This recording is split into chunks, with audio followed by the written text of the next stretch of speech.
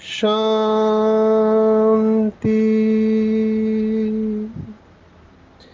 आज 13 नवंबर 2023 भारत में सोमवार है। Today is 13th November 2023 and it's Monday in Bharat. आज की मुरली का जादुई रहस्य स्वयं को प्रेरणा देने के लिए magical secrets of today's Murli for motivating the self. आज की साकार मुरली में शिव बाबा की जबरदस्त महिमा आई हुई है। एक वाक्य में तो बाबा ने सिक्सर लगा दिया। एक एक बाबा की महिमा की गहराई में जाना ही योग है। बाबा ने एक मुरली में कहा था कि जो परमात्मा की महिमा है वो बच्चों का समान है। जो परमात्मा की महिमा है वही बच्चों का समान है। शास्त्रों में दो चरित्र वैसे तो काफी प्रसिद्ध है, एक श्री कृष्ण और श्री राम। श्री कृष्ण को शास्त्रवादियों ने संपूर्ण अवतार कहा दी और श्री राम को मर्यादा पुरुषोत्तम बताया है। दोनों का अपना महत्व है, लेकिन विशेष शिव या शंकर जो एक समझते हैं भक्ति मार्ग में, तो शंकर को शमशान में तपस्या करते हुए दिखाया है। अभी कुछ दिन पहले बाबा ने शिव काशी विश्वनाथ गंगा याद किया था, बनारस को काशी को, तो वहाँ पे बहुत लोगों की आश होती है। इनफैक्ट जब मैं गुजरात में था सूरत में, तो सूरत में तो कहावत मैंने सुनी कि गुजराती में वो ऐसे कहते हैं कि सूरत नु जमन अने काशी नु मरण। माना वो कहते खाना है तो सूरत में खाना है और मरना है तो काशी में मरना है। तो भारत में बहुत समय से ये मान्यता है कि काशी में मरते हैं तो मुक्ति मिलती है। और काशी में एक ऐसा स्थान है, मेरा ख्याल से उसका नाम मणिकर्णिका घाट है। वहाँ पर डेड बॉडीज को जलाते हैं, बहुत भीड़ रहती है। तो वो जलने के बाद उसकी जो राख रहती है, तो वहाँ पे कुछ ऐसे साधुओं की प्रजाति है जिसको अघोरी कहते हैं, वो इस राख को अपने शरीर में लगाते हैं। शंकर को भी शमशान में तपस्या करते दिखाया है। तो ये जो चित्र है शिव का पोर्ट्रेट किया है उसको वैरागी दिखाया है और श्री कृष्ण को आनंद मनाते दिखाया है। माना शिव या शंकर को उनका शास्त्रवादियों ने जो चित्र बनाया कि वो वैरागी है, और श्री कृष्ण क्योंकि सतयुग की आत्मा है तो एंजॉय करते दिखाया है, आनंद में दिखाया है। आज की मुरली में बाबा ने जो कहा है वो आपको ध्यान में रखना चाहिए, बार बार याद दिलाना चाहिए, क्योंकि माया स्वर्ग के साथ कंपटीशन करती है, ऐसे बाबा ने कई मुरलियों में कहा हुआ है। आज दिवाली के उपलक्ष्य में बाबा ने कहा है कि बच्चे, इस पुरानी दुनिया के झूठे उत्सव, बाबा ने ये शब्द इस्तेमाल किया है। देखो, दुनिया वाले तो इस उत्सव का राह देखते रहते कब दिवाली आती है। मार्केटिंग का जमाना है। अब ये 12 तारीख को लक्ष्मी पूजन, इसके लिए कितने महीने पहले से इनकी तैयारी रहती है, हाइप क्रिएट करते हैं, हम इसको कहते हैं हाइप। हाइप माना बड़ा चढ़ा के कहना दिवाली आ रही है, दिवाली आ रही है, दिवाली आ रही है, ये बार बार आप सुनते हो। और चारों तरफ ये जो मार्केटिंग की कंपनियां हैं आपको हर तरफ छाई मिलेगी। अमेजॉन है या फ्लिपकार्ट है या जो भी ऑनलाइन शॉपिंग वाले हैं, हर दुकान के बाहर आपको बोर्ड मिलेंगे, क्योंकि उनको पता है कि लोग दिवाली पे खर्चा करेंगे। वो समझते हैं दिवाली सबसे बड़ा उत्सव होता है। वैसे तो आजकल हर छोटे उत्सव को भी बड़ा किया जाता है, लेकिन दिवाली भारतवासी बहुत धूमधाम से मनाते हैं। सतयुग का यादगार है, बाबा ने हमको कहा कि जब श्री लक्ष्मी और श्री नारायण सिंहासन पर बैठते हैं, उनका कोरोनेशन होता है, माना उनको क्राउन रखा जाता है, तो वो दिवाली रहती है। तो बाबा ने आज स्पष्ट कहा कि इस पुरानी दुनिया के झूठे उत्सव आदि देखने की दिल तुम्हें नहीं हो सकती। तो ये वैराग्य की पर्सनालिटी है, ये हमको समझ में आना चाहिए। हालांकि बाबा ने दोनों तरफ से बातें बताई हुई है। एक मुरली में बाबा ने कहा जब आप किसी को राखी बांधने जाते हो तो अच्छी तरह से चमचमते कपड़े पहन कर जाना। ये खास माताओं के लिए है जो लौकिक में रहते हैं, तो अच्छे कपड़े पहन के जाना, रॉयल कपड़े पहन के जाना। तो बाबा ये सब क्यों कह रहा है, तो हमको बैलेंस में चलना चाहिए। झूठे उत्सव शब्द बाबा ने क्यों कहा, क्योंकि सच्चा उत्सव का अर्थ बाबा ने हमको बताया हुआ है। उत्सव ये जो शब्द है वो उत्साह के साथ जुड़ा हुआ है। उत्सव माना उत्साह।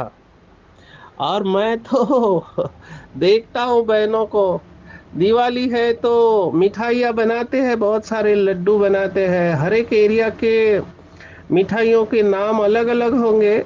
पहले तो मैं देखता था 15 दिन पहले से ही मिठाइयाँ बनाने की तैयारी होती है। अभी मुझे हिंदी के नाम पता नहीं है, पर इधर महाराष्ट्र में अभी चकली को क्या बोलते हैं मुझे नहीं पता। चकली है, करंजी है, तो हर एक स्थान में नाम अलग होंगे, ऐसा मैं समझ के चलता हूँ।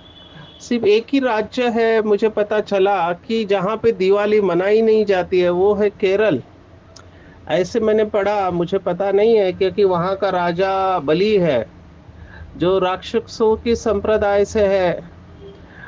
और इसलिए वहाँ का सबसे बड़ा त्योहार है, दिवाली से भी बड़ा, वो है ओणम। ओणम को वो सबसे बड़ा त्योहार समझते हैं और मनाते भी है। ओणम की छुट्टियां भी होती है। बाकी नॉर्थ भारत में या ईस्ट वेस्ट में दिवाली को बहुत मनाते हैं, साउथ में भी मनाते हैं। अभी कर्नाटक गया था तो मैंने उनको पूछा तो उन्होंने कहा यस दिवाली हम भी मनाते हैं, लेकिन केरल में शायद चित्र अलग होगा, मुझे श्योर नहीं है। लेकिन आज जो बाबा ने कहा उस बात के ऊपर हम आते हैं। बाबा क्यों कह रहा है कि ये झूठे उत्सव है और ये झूठे उत्सव आदि देखने की दिल तुम्हें नहीं हो सकती। ये दोनों वाक्य में बहुत सारी गहराई है। नंबर वन, मुझे एक बाबा के बच्चे ने ही प्रश्न पूछा कि बाबा अगर मुरली में कहता है बार बार कि बच्चे तुम अभी वनवाह में हो, तो हमको इन झूठे उत्सवों के ऊपर इतना खर्चा करने की जरूरत है क्या? क्योंकि एक तरफ बाबा कहता है कि संगम युग पे एक एक पाई बहुत वैल्यूएबल है, और ये लाइटिंग के ऊपर या पटाखों के ऊपर इतना खर्चा करते हैं जो अल्पकाल का सुख है। तो उनका ऑब्जेक्शन यही था कि इतना लाइटिंग करने की क्या जरूरत है, इससे इलेक्ट्रिसिटी वेस्ट होती है और हम दिखावा कर रहे हैं, दिखावे की क्या जरूरत है, हमारे चेहरे ही लाइट की तरह होने चाहिए। तो अभी हम इसका क्या जवाब दें? ये हर एक की चॉइस है, कर्मों की गति हर एक को पता है। पटाखे फोड़ने चाहिए नहीं चाहिए ये भी हर एक की चॉइस है। हर एक समझदार है कि हमको कहाँ पर अपने धन का व्यय करना चाहिए। उस भाई का ये कहना था कि इसी धन से हम किसी सेंटर को सहयोग दे सकते हैं। कितने सारे बाबा के बच्चे हैं जिनको ज़रूरत है, सेंटर की बात कह रहे हैं, तो वहाँ पे हम सहयोग दे सकते हैं। अभी एक तरह से बात ठीक क्यों है, तो आप कभी अगर मुंबई आए हैं, मुझे बाहर के शहरों का पता नहीं है, लेकिन मुंबई में चौपाटी पर या मरीन लाइंस अगर आपने सुना होगा, वहाँ पर एक दिन में करोड़ों रुपयों के पटाखे फोड़े जाते हैं, और वो देखने के लिए लोग आते हैं। उत्सव जैसा होता है वो। और पटाखों की आप प्राइस अगर देखेंगे, तो एक पटाखा जिसको पार्टी शॉट कहते हैं, आ, उसकी कीमत है 12,000 रुपया। आप सोचो, 1000 स्काई शॉट करके एक होता है। 1000 स्काई शॉट माना ये जब फटता है, हवा में जाता है, अलग रंग बिरंगी लाइट को बिखेरता है, इसको 1000 स्काई शॉट कहा जाता है। और इसकी कीमत है एक पटाखे की 12,000 रुपये। आप सोचो। मैं जब उड़ीसा गया था, हाँ उड़ीसा, उड़ीसा में शिव सागर, तो वहाँ उड़ीसा या आसाम, वहाँ पर वो चाय के बागान में हमारे भाई और माताएं काम कर रहे हैं। वो चाय के पत्ते तोड़ने का उनका ड्यूटी है। उनको 8 घंटा काम करने के बाद 240 रुपया मिलता है। अगर आप 300 भी पकड़ के चलो, 300 तो नहीं है, लेकिन उनकी कमाई कितनी होगी, आप सोचो। उनकी कमाई 7,000 या 8,000 होगी, महीने की कमाई। और यहाँ एक पटाखे की कीमत 12,000 रुपया है। और ऐसे हजारों पटाखे फोड़े जाते हैं, माना करोड़ों रुपया। और वो कितने समय का होता है, कुछ मिनटों के लिए वो रोशनी दिखाई देती है। So is it worth? तो यहाँ पे हमको प्रश्न पूछना चाहिए स्वयं से। हम प्रकृति के मालिक हैं। हमको पता है, हम इतने प्रोग्राम करते हैं कल्पतरु के ऊपर कि ऑक्सीजन परसेंटेज बढ़ाए, पेड़ों को लगाए। So are we not going against the principle? ऐसे मुझे प्रश्न पूछा। तो मैंने उस आत्मा को जवाब दिया कि हम अपने बारे में कह सकते हैं कि मैं पटाखे नहीं फोड़ूंगा, वो मेरे कंट्रोल में है।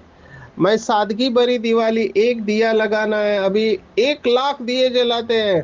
1 लाख दिए में कितना तेल लगता होगा? तो वो कैलकुलेट करके हर चीज मुझे हर त्योहारों के बारे में बता रहा था कि इसमें इतना खर्चा होता है, इसमें इतना खर्चा होता है, भारत में इतने गरीबी है, लोगों को 2 वक्त का भोजन नहीं मिल रहा है। तो क्या हमारा कॉन्शियस अलाउ करता है? फिर से मैंने उनको कहा, भैया आपका विचार बहुत अच्छा है, लेकिन लेकिन बाबा ने जैसे ड्रामा के बारे में भी कहा है, शास्त्रवादियों ने भी कहा हुआ है कि हर एक को फ्री विल है। हर एक को फ्री विल है, माना हर एक अपने कर्मों का जिम्मेवार है। हर एक को जिम्मेवारी उठानी चाहिए। जो भी डिसीजन आप लेते हो, वो आपके ऊपर है। जैसे ब्रह्मा बाबा ने डिसीजन लिया कि मुझे सादगी में रहना है।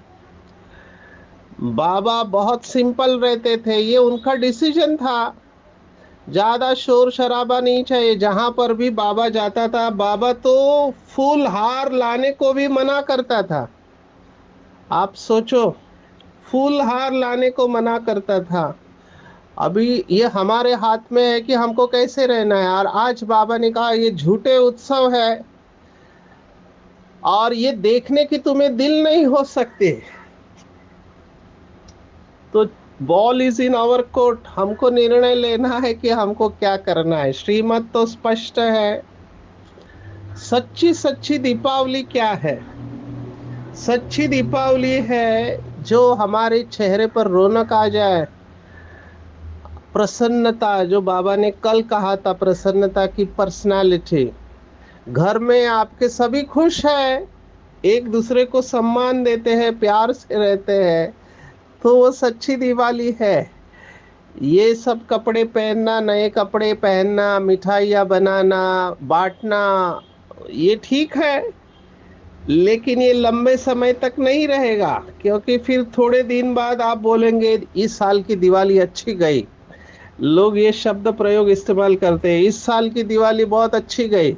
गई मतलब क्या, माना उस समय जो खुशी थी उस समय जो अवस्था थी अब नहीं है। तो बाबा का आज के मुरली में ध्यान इस तरफ खिंचाना है कि पुरानी दुनिया है, पुरानी आत्माएं हैं, तत्व भी तमो प्रधान है, तो उसमें आप खुशी अगर ढूंढोगे तो आपको नहीं मिलेगी, उल्टा फंसने के चांसेस है। तो पुरानी दुनिया से बाबा हमें वैराग्य दिला रहा है। तो मिडल पाथ, अंग्रेजी में कहते हैं मॉडरेशन इज गोल्ड। तो हमको बिल्कुल नहीं मनाना, ये भी नहीं करना है एक्सपेंसिव एग्जॉस्टिव मनाना है, बहुत खर्चा करके वो भी नहीं करना है। हम दुनिया में रहते हैं तो लौकिक दुनियादारी निभाते हुए कपड़े जरूर अच्छे पहने, एक दूसरे के पास जरूर जाए, एक दूसरे को मिठाई जरूर खिलाए, लेकिन टू मच में नहीं जाए, क्योंकि दुनिया में रहते हैं तो दुनिया के रीति रिवाजों को पकड़ के हमको चलना चाहिए। हम सन्यासी नहीं हैं। आजकल तो सन्यासी भी मनाते हैं दिवाली, लेकिन हम सन्यासी नहीं हैं। बाबा ने पवित्र प्रवृत्ति मार्ग कहा हुआ है। दूसरा, आज बाबा ने भगवत गीता को याद किया है। भगवत गीता में परमात्मा ने अर्जुन को उसका कर्तव्य बताया कि हे अर्जुन, तुम्हारा कर्तव्य क्या है, तुम अपने कर्तव्य को भूल चुके हो। क्योंकि अर्जुन को मोह आया और वो अपने कर्तव्य पथ से भ्रष्ट हो गया। तो बाबा यही कर रहा है। बाबा ने आज बच्चों का स्वमान याद दिलाया है। आज बाबा ने टाइटल दिया है बच्चों को होली हंस। बहुत सुंदर शब्द है, पवित्र हंस। हंस पवित्र होता है। हंस की विशेषता होती है क्षीर निर्विवेक बुद्धि। माना वो दूध का दूध पानी का पानी कर सकता है, और हंस पवित्र होते हैं। तो बाबा ने कहा कि हम बच्चों का मुख्य कर्तव्य एक बाप की याद में रहना और सबका बुद्धि योग एक बाप के साथ जुड़ाना। ये इसको अंडरलाइन करना है, बहुत इंपॉर्टेंट बात है। अभी इसके लिए किसी के पीछे पड़ने की जरूरत नहीं है। जैसे आज की मुरली में बाबा ने नन्स को याद किया है। नन्स आपको पता होगी, क्रिश्चियन नन्स होती है जो क्राइस्ट के साथ शादी कर चुके हैं, क्राइस्ट को ही अपना सब कुछ मानते हैं, और पता नहीं इनको क्या इंसेंटिव है क्योंकि ये समझते हैं कि जितनों को हम क्रिश्चियन बनाएंगे उतना बड़ा इजाफा इनको मिलेगा। ये बात कहाँ से आई होगी, मैं सोच रहा था ये बात आई कहाँ से। तो बाबा जैसे बहनों को कहता है, बाबा के जितने भी सेंटर है वहाँ पे निमित्त बहनें हैं, कई जगह पे भाई भी है, लेकिन मेजॉरिटी बहनों की है, 99%। तो जो बहनें हैं, बाबा हमेशा बहनों को कहता है नन्स का। बाबा ने इस तरह से कहा नन बट वन माना एक शिव बाबा, दूसरा न कोई। वो सच्ची सच्ची नन्स बाबा के बच्चे हैं। तो जिन्होंने शिव बाबा को अपना बना लिया, गॉड अल्लाह ईश्वर को अपना बना लिया, वो सच्ची सच्ची नन्स हैं। आज बाबा ने कहा वो तो हिंदुओं को या मुसलमानों को क्रिश्चियन बनाते हैं, लेकिन यहाँ तुम क्या करते हो। बहुत अच्छा शब्द बाबा ने इस्तेमाल किया, वो क्रिश्चियन बनाते हैं लेकिन अपने जैसा पवित्र नहीं बनाते। ये नन्स पवित्र रहती है।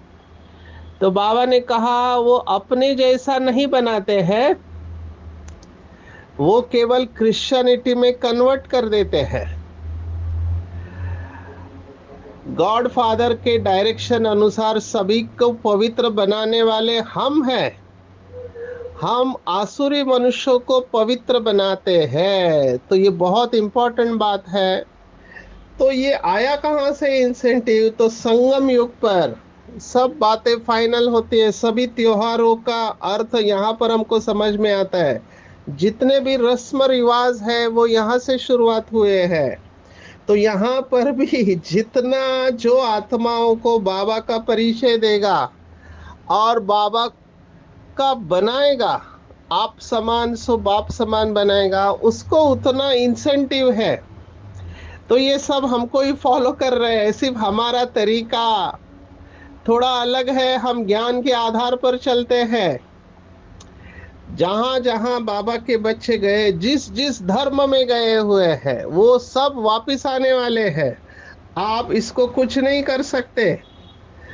वो दुनिया वालों को आश्चर्य लगता है, इतने सारे क्रिश्चियन मुस्लिम ब्रह्मा कुमारी के पास कैसे जा रहे हैं, सन्यासी भी जा रहे हैं, तो लोगों को आश्चर्य लगता है। वो सोचते हैं कि ब्रह्मा कुमारियां ब्रेन वॉश कर रही है, नहीं तो इतने कैसे जाएंगे। तो ये ब्रेन वॉश नहीं है, उनको बेचारों को पता ही नहीं है कि ये ड्रामा ऑटोमेटिक काम करता है। ऑटोमेटिक जिस आत्मा का अधिकार है, और जो आत्मा सनातन धर्म की है, देवी देवता धर्म की है, उसको आना ही है, वो किसी भी धर्म में जाए।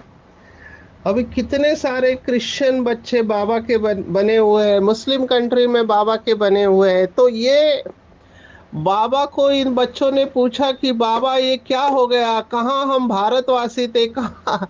एक भाई ने कहा, कहाँ मैं अफ्रीका चला गया, कोई ब्राजील चला गया, कोई अमेरिका चला गया, कोई रशिया चला गया, जहाँ का खाना पीना कल्चर टोटली अलग है। तो बाबा ने जवाब दिया, बच्चे अगर तुम वहां नहीं जाते तो उन आत्माओं का कल्याण कैसे होता। तुम वहां गए, इसीलिए उन आत्माओं का कल्याण करने के निमित्त बने हो। तो इसमें भी कल्याण है। आप थोड़ा विजुअलाइज करेंगे ड्रामा को, तो त्रेता के अंत में आप थोड़ा आएंगे तो आपको पता चलेगा कि त्रेता के अंत तक केवल देवी देवताएं थे, क्षत्रिय थे, चंद्रवंशी थे, क्योंकि सूर्यवंशी तो खत्म हो गए 1250 में। त्रेता के एंड में श्री राम की 12वीं गद्दी चली होगी, और उसके वंशज त्रेता के एंड में लास्ट तक लोक संख्या जो बताई जाती है 33 करोड़, 33 करोड़ देवी देवता है। तो उसके बाद अब्राहम की आत्मा ऊपर से आएगी। तो ये पवित्र आत्मा है, इब्राहिम या अब्राहम कहते हैं। तो वो आत्मा कहाँ पे जन्म लेंगी, तो वो चंद्रवंशियों के पास जन्म लेंगी। आप सोचो। त्रेता के एंड में देवी देवताओं को भारत छोड़ के आजू बाजू में जाना पड़ेगा। जब वो छोड़ने को जाएंगे, भारत स्थान छोड़ के आजू बाजू के खंडों में जाएंगे, तभी तो वहां पे आदमशुमारी बढ़ेगी, माना लोक संख्या बढ़ेगी। और वहां पे ये पवित्र आत्माएं अवतरित होकर अपने धर्म की स्थापना करेंगे।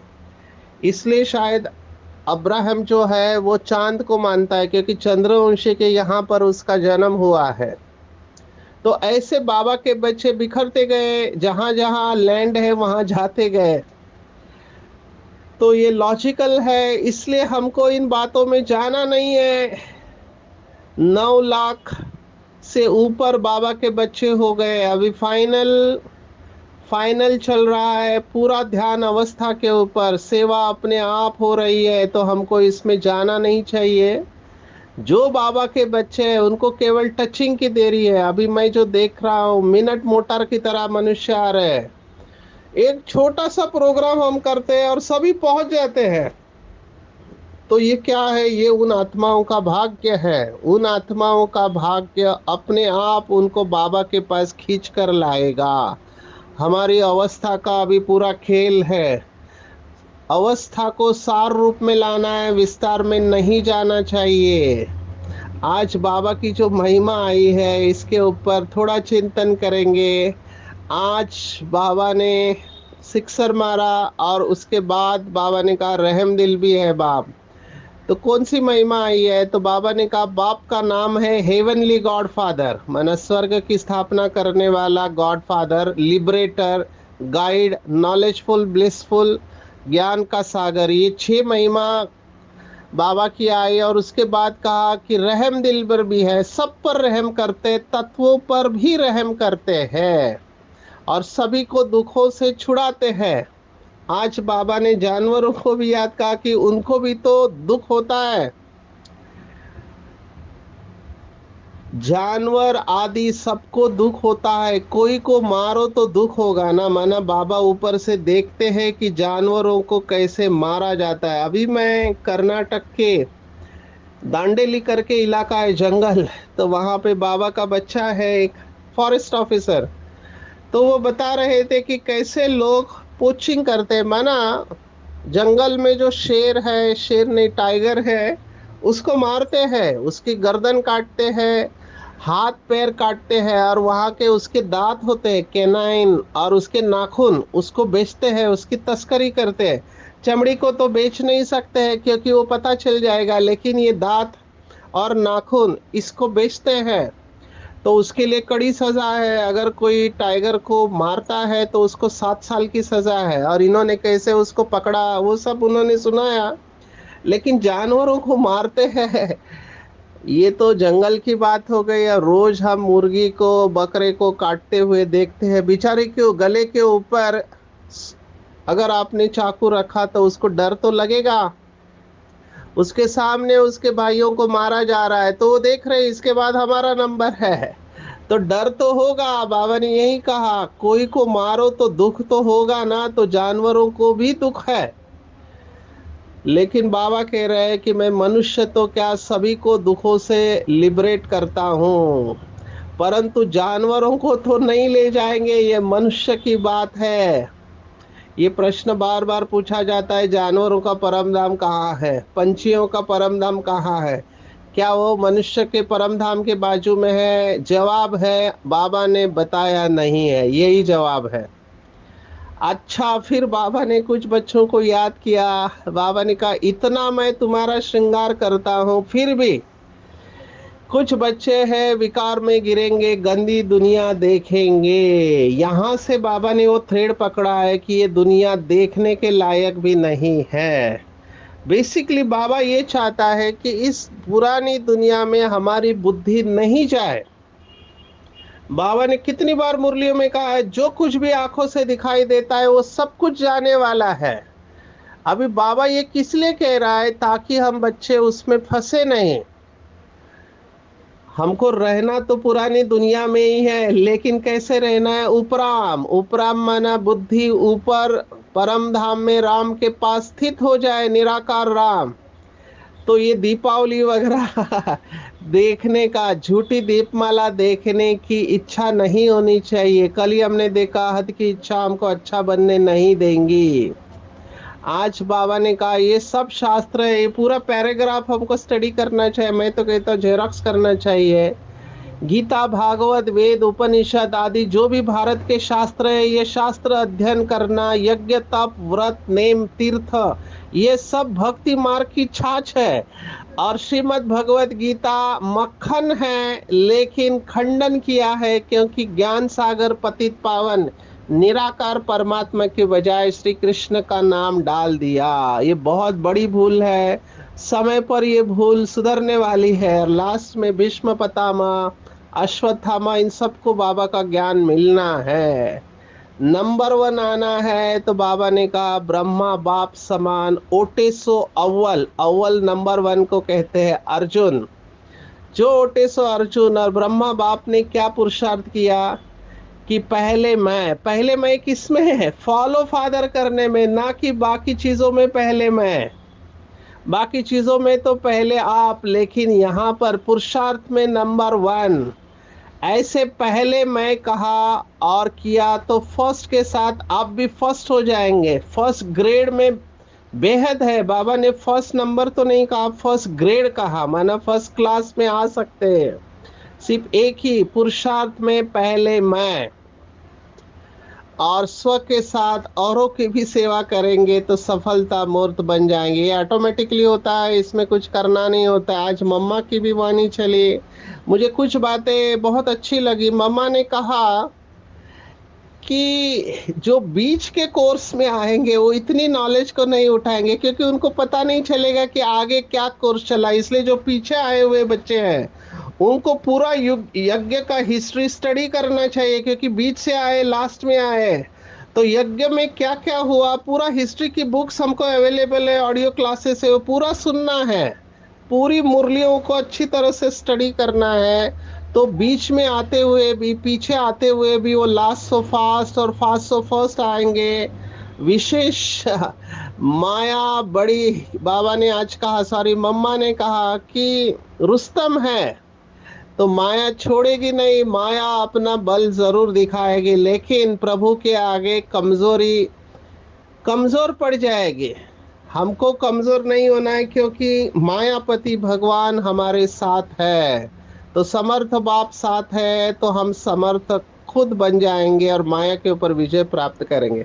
आज पूरे दिन भर में याद रखेंगे कि कई मुझे पुरानी दुनिया के झूठे उत्सव आकर्षित तो नहीं करते, पुरानी दुनिया में दिल तो नहीं लगी है। क्या मैं होली हंस बना हूँ? बाप समान स्वयं को पवित्र बनाकर औरों को भी पवित्र बनाता हूँ, और हर बात में नंबर वन बन, जो कर्म मैं करूँगा मुझे देख सभी करेंगे, लक्ष्य रखता हूँ। ओटे सो अव्वल अर्जुन बाप समान बनता हूँ। अनेक आत्माओं की आशीर्वाद लेता हूँ या नहीं, ये चेक करना है। स्व के साथ औरों को भी सेवा करता हूँ या नहीं, ये चेक करना है। अच्छा, ओम शांति।